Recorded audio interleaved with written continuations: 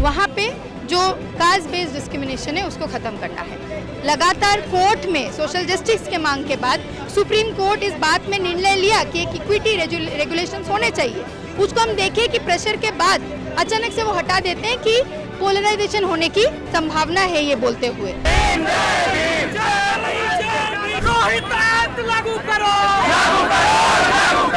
UGC should take the responsibility, the Ministry of Education should take the responsibility to ensure कि equity regulations को लागू करवाया जाए जल्द से जल्द। कि कास्ट बेस्ड डिस्क्रिमिनेशन अगर कैंपसेस के अंदर हो रहा है उसको रिपोर्ट किया जाए, उसको सुधारा जाए, क्योंकि अगर रिपोर्ट ही नहीं होगा तो उसको सुधारने का बात ही नहीं आता है। फॉर एग्जाम्पल 2018 से 25 के बीच में ये हमारी सरकार का डेटा है कि caste based discrimination has rose by 118%।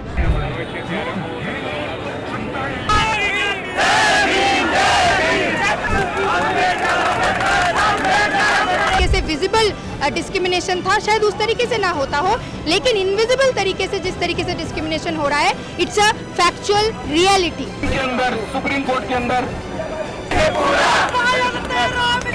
और उन्हें पूरी बात कहने दी है जितना वो कहता। सालों साल generational unequal behaviour, systemic exclusion क्या है, उनको सिस्टम के आधार में इक्वलिटी में लाया जाए। हमारे साथ इस वक्त ओइशी घोष मौजूद हैं जो JNU-SU की फॉर्मर प्रेसिडेंट रही हैं। हम उनसे बात करेंगे। आप लोग यहाँ पे UGC रेगुलेशंस एक्ट पे जो रोक लगाई है सुप्रीम कोर्ट ने, जो स्टे लगाया उसके खिलाफ विरोध कर रहे हैं। आपकी मांगे क्या हैं? सबसे पहले तो मैं वो जानना चाहूँगा। साफ मांगे हैं कि कैंपसेस के अंदर, एजुकेशनल इंस्टीट्यूशंस के अंदर, सेंट्रल इंस्टीट्यूट्स हो, हायर एजुकेशन इंस्टीट्यूट्स हो, वहाँ पे जो कास्ट बेस्ड डिस्क्रिमिनेशन है उसको ख़त्म करना है। और अगर कास्ट बेस्ड डिस्क्रिमिनेशन को ख़त्म करना है तो इक्विटी रेगुलेशंस की ज़रूरत हमें है। तो हम यही मांग करने आए हैं कि स्टे के बजाय एजुकेशनल इंस्टीट्यूशंस के अंदर इक्विटी रेगुलेशंस को बेहतर तरीके से लागू करने की ज़रूरत है। यही साफ मांग लेते हुए आज हम लोग आवाज़ उठा रहे हैं। जिस तरीके से हमने देखा कि लगातार संघर्ष के बाद, लगातार कोर्ट में सोशल जस्टिस के मांग के बाद सुप्रीम कोर्ट इस बात में निर्णय लिया कि एक इक्विटी रेगुलेशंस होने चाहिए। उसको हम देखें कि प्रेशर के बाद अचानक से वो हटा देते हैं कि पोलराइजेशन होने की संभावना है ये बोलते हुए। तो ये बात काफ़ी सरप्राइजिंग है कि सुप्रीम कोर्ट एक तरफ मान रहे हैं कि कास्ट बेस्ड डिस्क्रिमिनेशन हो रहा है, दूसरी तरफ वो अचानक से प्रोटेस्ट की वजह से इस बात को हटा लेते हैं। तो हम यहाँ पे वही अपना प्रोटेस्ट दर्ज करवाने आए हैं कि UGC should take the responsibility, the ministry of education should take the responsibility to ensure कि इक्विटी रेगुलेशंस को लागू करवाया जाए जल्द से जल्द। देखिए, सुप्रीम कोर्ट के गाइडलाइंस हैं कि UGC should come up with regulation. UGC आई, वो मामला वापस सुप्रीम कोर्ट में गया एंड सुप्रीम कोर्ट फाउंड कि ये जो है वो थोड़े डिस्क्रिमिनेटरी है। And I totally agree, caste discrimination is a reality, is a gross reality of the society. लेकिन do we need a equality वाली सोसाइटी और do we need to play a Uno reverse on casteism कि हमारे साथ हुआ है ना you face it? नहीं, यू फेस की बात ही नहीं है। इस इक्विटी रेगुलेशंस के तहत द UGC और we are just trying to say कि कास्ट बेस्ड डिस्क्रिमिनेशन अगर कैंपसेस के अंदर हो रहा है उसको रिपोर्ट किया जाए, उसको सुधारा जाए, क्योंकि अगर रिपोर्ट ही नहीं होगा तो उसको सुधारने का बात ही नहीं आता है। फॉर एग्जाम्पल 2018 से 25 के बीच में ये हमारी सरकार का डेटा है कि caste based discrimination has rose by 118%। अगर ये रिपोर्ट ही नहीं होता तो हमें कैसे पता चलता कास्ट बेस्ड डिस्क्रिमिनेशन है? और ये जो हवाला हमें दिया जा रहा है कि आज के समय में कास्ट बेस्ड डिस्क्रिमिनेशन जातिगत आधार पे भेदभाव थोड़ी होता है। आप वाइवास देख लीजिए, इंटरव्यू देख लीजिए, आप कोई भी डेटा उठा के देख लीजिए कि SC ST OBC या कहीं पे भी कास्ट का अगर हम लोग देखें जो मार्जिनलाइज सेक्शन है उनके साथ भेदभाव आज 70 साल 80 साल 100 साल पुराने जिस तरीके से विजिबल डिस्क्रिमिनेशन था शायद उस तरीके से ना होता हो, लेकिन इनविजिबल तरीके से जिस तरीके से डिस्क्रिमिनेशन हो रहा है इट्स अ फैक्चुअल रियलिटी। तो अगर उसको एड्रेस करना है वी नीड इक्वलिटी, और इक्वलिटी तभी आ सकता है जिन लोगों के साथ सालों साल generational unequal behaviour, systemic exclusion किया है, उनको सिस्टम के आधार में इक्वलिटी में लाया जाए। ओइशी, जब जनरल कैटेगरी के स्टूडेंट्स प्रोटेस्ट कर रहे थे, मैंने उनसे भी सवाल पूछा था और 118% का जो इंक्रीज हुआ है, मैंने उस पर उनसे क्वेश्चन पूछा तो उन्होंने कहा कि ये जो 118% का नंबर है इसको बहुत गलत तरीके से पेश किया जा रहा है। उनका कहना था कि पहले जो रिपोर्ट थी वो शायद 178 के आसपास थी, जो अभी बढ़ के 3 समथिंग हो गई हैं। और उनका कहना है कि हमारे कैंपसेस में, यूनिवर्सिटीज ऑल अक्रॉस इंडिया में 4 करोड़ प्लस स्टूडेंट्स हैं, तो ये परसेंटेज कहीं ना कहीं आता है 0.0018%। उसको लेके आप इस तरीके के हार्श लॉ लेके आते हैं, दैट्स नॉट राइट। और उनका कहना था कि आप लेके आइए यूजीसी रेगुलेशन, आप कास्ट बेस्ड डिस्क्रिमिनेशन खत्म करिए, लेकिन at least provide a level playing field for everyone. So how do you see this argument? ये आर्ग्यूमेंट्स टोटली मतलब एकदम ही एक्सेप्टेबल आर्ग्यूमेंट्स नहीं है। पहली बात कि यूजीसी की जो रेगुलेशंस है वहाँ पे कहीं पे भी एक particular community, the upper caste community has not been targeted. First of all that has to be factually clarified. आप यूजीसी की पूरी रेगुलेशन पढ़ेंगे तो कहीं नहीं लिखा है कि एक पर्टिकुलर कम्युनिटी को टारगेट करने के लिए इस रेगुलेशन लाया गया है। एक पर्टिकुलर कम्युनिटी की ही भेदभाव को देखा जाएगा। दूसरी बात, अगर जो लोग प्रोटेस्ट कर रहे थे वो मानते हैं कि डिस्क्रिमिनेशन इस तरीके से होता ही नहीं है, तो डरने की क्या बात है? पॉइंट है regulations were brought in to see how discriminations are happening, if or not what is happening. दूसरी तीसरी बात है, हम सबको ही मानते हैं कि कास्ट बेस्ड डिस्क्रिमिनेशन हो रहा है, तो सरकार सर्वे करवाए। हर एक एजुकेशनल इंस्टीट्यूशंस में, हायर एजुकेशन इंस्टीट्यूशन में सर्वे हो, प्रॉपरली सर्वे हो, उसका भी मांग किया जाए कि हर एक स्टूडेंट जो मार्जिनलाइज कम्युनिटी से आते हैं उनको पूछा जाए, सर्वे किया जाए कि वो how are the forms of discrimination they are facing. उसके बाद भी इस रेगुलेशन को बेहतर किया जा सकता है। लेकिन हमारा मांग क्लियर है कि सुप्रीम कोर्ट इसमें स्टे लाके इसमें कुछ बेहतरी नहीं कर रहे। इसके साथ साथ इस रेगुलेशन को और बेहतर किया जा सकता था। ओपिनियन स्टूडेंट कम्युनिटी से और लिया जा सकता था कि इसको बेहतर कैसे किया जा सकता है, ना कि इसको स्टे लगा कि ये बोल देना कि ये रेगुलेशंस ही पूरा प्रॉब्लमैटिक है।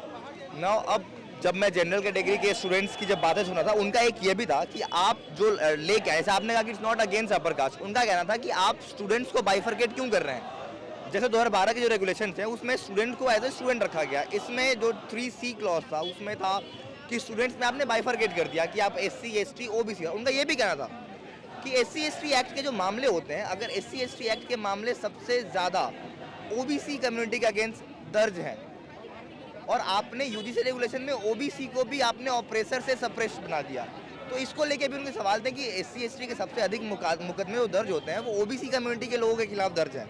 तो आप एक जगह उन्हें ऑपरेसर बता रहे हैं और दूसरी जगह उन्हें सप्रेस कैसे बता सकते हैं? तो ये जो तमाम फ्लॉज वो गिना रहे थे, how do you see that? See पहली जो बात है, we all are accepting and we should accept, जो भी प्रोटेस्ट कर रहे हैं they should also accept that caste based discrimination is prevalent educational institution में। और अगर हम डेटा उठा लें, आप जर्नलिस्ट है, आप डेटा उठा लीजिए कहाँ सबसे ज़्यादा डिस्क्रिमिनेशंस दिखते हैं और रिपोर्ट्स जो होते हैं डिस्क्रिमिनेशन किसके खिलाफ होते हैं। आप देखिए कि जब रिपोर्ट्स एक particular community SC ST community के खिलाफ डिस्क्रिमिनेशन कंटिन्यूसली हो रहा है या ऑप्रेस्ड जो कम्युनिटीज़ हैं उनके खिलाफ हो रहा है, तो ये हमारी कलेक्टिव रिस्पॉन्सिबिलिटी है कि हम इक्विटी की बात कलेक्टिवली करें। और जब ऐसा एक रेगुलेशन आता है, अचानक से हमें तब याद आता है कि एक डोमिनेंट कास्ट को या अपर कास्ट को कि उनके साथ न्याय नहीं होगा। क्यों तब याद आता है? जब रोहित वेमुला के साथ हादसा होता है, जब पायल तदवी के साथ होता है, we don't see that time that collectively as a student community everybody is raising.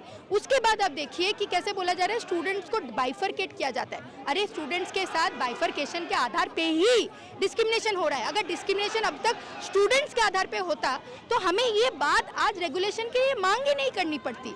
We are not seen as students inside an educational campus. अगर मैं महिला हूँ तो मुझे महिला स्टूडेंट की तरह देखा जाता है। अगर मैं एक पर्टिकुलर स्टेट से हूँ तो मुझे उस स्टेट के आधार पे, yes we want to finish that. हम सब चाहते हैं कि मैं एक स्टूडेंट हूँ तो मुझे स्टूडेंट के आधार पे देखा जाए। लेकिन जब वाइवा वोसे में बैठते हैं और वहाँ पे सरनेम को दोबारा पूछा जाता है, तो इसलिए नहीं पूछा जाता है देखने के लिए कि आपका नाम कैसा है, इसलिए पूछा जाता है कि आपका जाति आपके सरनेम के थ्रू इस देश के अंदर, समाज के अंदर पहचान देता है, और उसके आधार पे भी वाइवा वोसे में डिस्क्रिमिनेशन होते हैं। और इसीलिए मुझे लगता है सारे स्टूडेंट कम्युनिटी को, अगर हमें कास्ट बेस्ड जो डिस्क्रिमिनेशन है, हमें अगर इसको खत्म करना है, अगर हमें एनिलेशन ऑफ कास्ट करना है, जो लोग बोल रहे हैं ना कि जाति तो हो ही नहीं, जाति को आधार पे क्यों बांटने की कोशिश कर रहे हैं, जातिगत जो प्रथा है उसको खत्म करने की जरूरत है। अगर जातिगत प्रथा को खत्म करने की जरूरत है, उसके लिए जाति के आधार पे जो शोषण हो रहा है पहले उसको खत्म करने की जरूरत है। जो अनइक्वल है हमारे सिस्टम के अंदर, उनको इक्वल बिना बनाए अगर हम बोल रहे हैं कि हम जातिगत प्रथा को खत्म करेंगे, it's a fallacy, it's a false idea, it's a false idea which is been sold to all of us. Aishe, आपने रोहित वेमुला की बात की, आपने पायल तड़वी की बात की। सेम सवाल मैंने जनरल कैटेगरी के स्टूडेंट से पूछी थी जब वो प्रोटेस्ट कर रहे थे, और उनका ये कहना था कि जो लोग ये सवाल उठाते हैं उनसे आगे कभी पूछिएगा कि लवकुश मिश्रा लखनऊ यूनिवर्सिटी का एक छात्र था, उसके साथ उसके प्रोफेसर ने कास्ट डिस्क्रिमिनेशन करा, ही कमिटेड सुसाइड। ना तो कोई नेता उनके पास गया, ना कोई स्टूडेंट रिप्रेजेंटेटिव गया, और शायद लोगों को लवकुश मिश्रा के बारे में पता भी नहीं है। उनका ये कहना था कि डिस्क्रिमिनेशन सबके साथ हो सकता है। आप जेएनयू से हैं, इसलिए मैं आपसे ये सवाल और पूछ रहा हूँ। उन्होंने बार बार एलिगेशन लगाए कि जेएनयू की दीवारों पर नारे लिखे होते हैं कि ब्राह्मण बनिया भारत छोड़ो, तिलक तराजू और तलवार इनको मारो, जूते चार वीडियो आते हैं, तो ये भी तो डिस्क्रिमिनेशन है, इसको भी तो बंद करने की आवश्यकता है। देखिए, किसी फॉर्म की डिस्क्रिमिनेशन को हम सपोर्ट नहीं करते, और यहाँ पे जब मैं बैठ के as a student representative, as a former union member बात कर रही हूँ, we are not against any particular caste, any particular community. लेकिन नारे तो लगते हैं, this is the reality.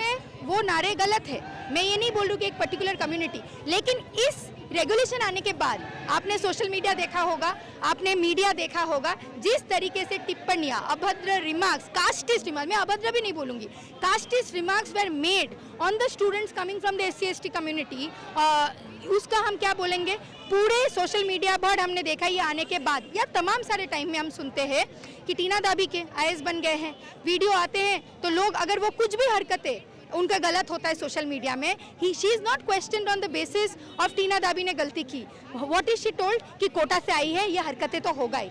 Students जो कोटा से रिजर्वेशन सिस्टम से आते हैं एजुकेशन इंस्टीट्यूशन के अंदर, आप पूछ लीजिए जाके, यहाँ पे दिल्ली यूनिवर्सिटी में खड़े हैं, उनको बोला जाता है ये तो कोटा से आए हैं, इन तो मिल के ही जाएंगे। मेडिकल में सीट्स मिलते हैं, इंजीनियरिंग में इनको तो सीट्स मिलते हैं, इनको तो सीट्स दिया जाता है, ये थोड़ी एकेडमिक मेरिट से आते हैं। If this kind of untouchability will be practised, if this kind of inequality will be practice, तो इस इनइक्वालिटी का हम कहाँ जस्टिफिकेशन, इस इनइक्वालिटी का जस्टिस कहाँ लाएंगे जब तक इक्वालिटी रेगुलेशंस नहीं आएंगे। क्योंकि equality regulations is not just कि हम कुछ अफर्मेटिव एक्शंस ला रहे हैं। अगर कास्ट बेस्ड डिस्क्रिमिनेशन खत्म करना है तो मानसिकता को खत्म करना है, जिसके आधार पे जाति को देखा जाता है, और अगर वो खत्म करना है तो सेंसिटाइजेशन इंपॉर्टेंट है, और वो सारे जातियों के लिए है। इससे कास्ट वर्सेस कास्ट नहीं है। यहाँ पे अगर कास्ट बेस्ड डिस्क्रिमिनेशन है तो सदियों से हुए आ रहे हुए ऑप्रेस्ड कास्ट को हमें इक्वल पोजीशन में लाना होगा, और वो सिस्टम के बजाय हवा से नहीं हो सकता है। सेकेंडली, जब जेंडर जस्टिस की बात करते हैं, एग्जैक्टली यही आर्ग्यूमेंट होता है कि अगर फेक केसेस हो, अगर फेक केसेस पुरुषों पे डाला जाए तो हम क्या करेंगे। It's exactly like that. तो क्या हम जेंडर जस्टिस की कमिटीज ना फॉर्म करें एजुकेशनल इंस्टीट्यूशंस में, क्या जेंडर सेल्स ना फॉर्म करें, क्या हम इस बात को आज अचानक से नकार दें कि महिलाओं के साथ होते आ रहा हुआ शोषण एक सिस्टमिक शोषण है। तो जो स्टूडेंट्स मार्जिनलाइज कम्युनिटी से आते हैं उनके साथ भी जो शोषण हो रहा है वो एक सिस्टमिक शोषण है, और उसको खत्म करना है तो सिस्टमेटिकली और सिस्टम के तहत इक्विटी रेगुलेशन लाते हुए हो सकता है। सुप्रीम कोर्ट ने क्लियरली कहा कि ये तब तक होल्ड पे रहेगा जब तक यूजीसी दोबारा नए रेगुलेशन का नहीं आती। और सुप्रीम कोर्ट ने एक बहुत क्लियर ऑब्जर्वेशन दिया था, बहुत स्ट्रिक्ट ऑब्जर्वेशन वो ये था कि the language of the regulation was very discriminatory. How do you see this argument of Supreme Court? जैसे पहले भी हमने बोला कि there were lot of loopholes on the regulation part. Language से भी बढ़ के जो लूप होल्स था कि एक्चुअली डिस्क्रिमिनेशन क्या है, उसका डेफिनेशन को भी उस रेगुलेशन ने बहुत ढंग के तरीके से क्लैरिफाई नहीं किया है। दूसरी बात है, सेंट्रल इंस्टीट्यूट्स को उस एम्बिट में नहीं लेके आया है। तीसरी बात है, जिनको ऑब्जर्व करने दिया है कि इक्विटी कमेटी का पार्ट कौन होगा, उसमें भी बहुत सारी प्रॉब्लमेटिक क्लॉज है। एज स्टूडेंट ऑर्गेनाइजेशंस हम अपनी डेप्यूटेशन, अपनी मेमोरेंडम इन रेगुलेशंस को किस तरीके से और बेहतर किया जा सकता है उसको लेके देंगे। लेकिन ये डिमांड उठाना कि रेगुलेशन ही गलत है या regulations can't serve equity is something we don't support. We want the equity regulations back and with better regulations, better systemic mechanisms to end caste based discrimination inside educational institutions. तो ये सुना आपने ओशी घोष को, farmer JNU की president हैं, काफ़ी मुखर रही हैं, एंटी-सीए प्रोटेस्ट के वक्त भी काफ़ी सुर्खियों में आई थी। और इनका ये कहना है, इनकी ये मांगे हैं कि इक्विटी सेल्स जो है वो बहुत ज़रूरी है, खासकर रेगुलेशंस ऐसे बने यूनिवर्सिटीज़ के अंदर ताकि छात्रों के साथ कोई भी डिस्क्रिमिनेशन ना हो, कास्ट बेस्ड डिस्क्रिमिनेशन ना हो। उन्होंने अपनी तमाम बातें रखी। अब आप उनकी बातों से कितने सहमत हैं, कितने नहीं हैं, वो कमेंट बॉक्स में ज़रूर बताइएगा। आपको बताइएगा अगर आपके मन में कोई सवाल है जो आप पूछना चाहते हैं तो वो भी कमेंट ज़रूर करिएगा। और अगर आपको ये वीडियो अच्छी लगी हो तो वीडियो को लाइक करें, शेयर करें और कमेंट करें। हमारा काम हर समाज के, हर तबके के, हर लोगों की राय आप तक लानी है। बाकी आप जो उचित समझे वो ज़रूर बताइएगा हमें।